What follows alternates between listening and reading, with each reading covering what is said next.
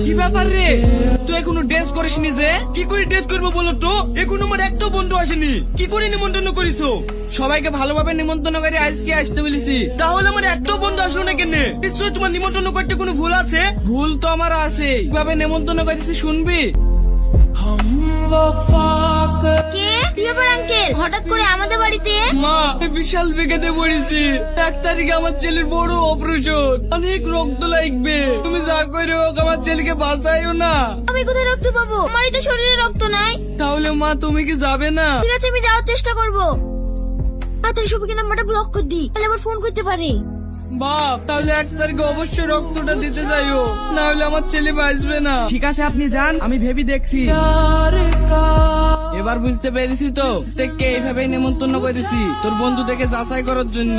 বন্ধুদের লেগে তুই এত কিছু করি, তুই রক্ত দেওয়ার ভয়ে একটা বন্ধু আসেনি।